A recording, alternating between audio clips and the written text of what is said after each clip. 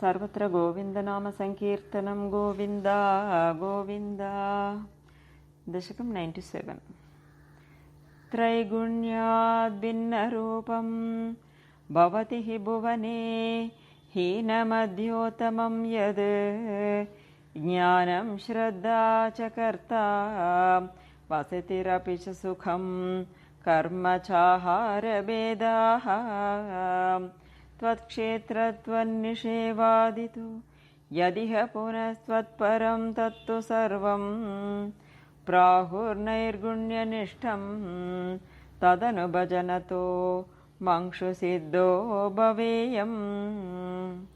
त्वय्येव न्यस्तचित्तः सुखमयि विचरन् सर्वचेष्टास्त्वदर्थं त्वद्भक्तैः सेव्यमानान् अपि चरितचरान् आश्रयन् पुण्यदेशान् दस्यौ विप्रे मृगादिष्वपि च सममतिः मुच्यमानावमानस्पर्धासूयादिदोषा सततमखिलभूतेषु सम्पूजये त्वाम्। त्वद्भावो यावदेषु स्फुरति न विशदं तावदेवं ह्युपास्तिं कुर्वन्नैकात्म्यबोधे झटिति विकसति त्वन्मयोऽहं चरेयम्। तत्त्वद्धर्मस्यास्य तावद् किमपि न भगवन् प्रस्तुतस्य प्रणाशः तस्मात् सर्वात्मनैव प्रदिश मम विभो भक्तिमार्गं मनोज्ञम्। तं चैनं भक्तियोगं दृढयितुमयि मे साध्यम् आरोग्यम् आयुः दिष्ट्या तत्रापि सेव्यं तव चरणमहो भेषजायेव दुग्धम्। मार्कण्डेयो हि पूर्वं गणकनिगदितद्वादशाब्दायुरुच्चैः सेवित्वा वत्सरं त्वां तव भटनिवहैः द्रावयामास मृत्युम्। मार्कण्डेयश्चिरायुः सकलु पुनरपि त्वत्परः पुष्पभद्रातीरे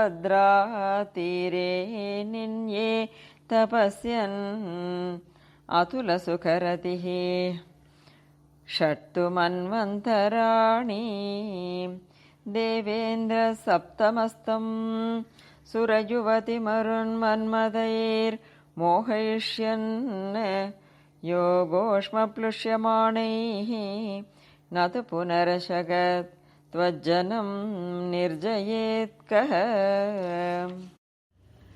प्रीत्या नारायणाख्यः त्वमत नरसकः प्राप्तवानस्य पार्श्वं तुष्ट्या तोष्टूयमानः स तु विविधवरैः लोभितो नानुमेने द्रष्टुं मायां त्वदीयां किल पुनरवृणोत् भक्तितृप्तान्तरात्मा माया दुःखानभिज्ञः तदपि मृगयते नूनमाश्चर्यहेतोः।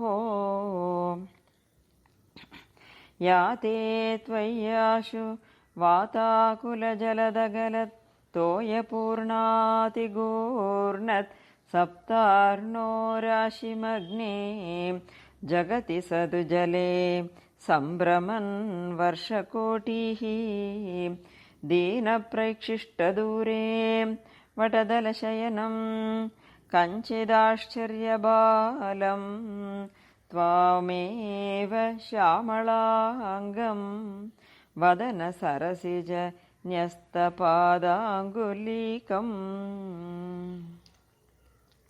दृष्ट्वा त्वां हृष्टरोमां त्वरितमभिगतः स्प्रष्टुकामो मुनीन्द्रः श्वासेनान्तर्निविष्टः पुनरिह सकलं दृष्टवान् विष्टपौगं भूयोऽपि श्वासवातैः बहिरनुपतितो वीक्षितस्त्वत्कटाक्षैः मोदादाश्लेष्टुकामः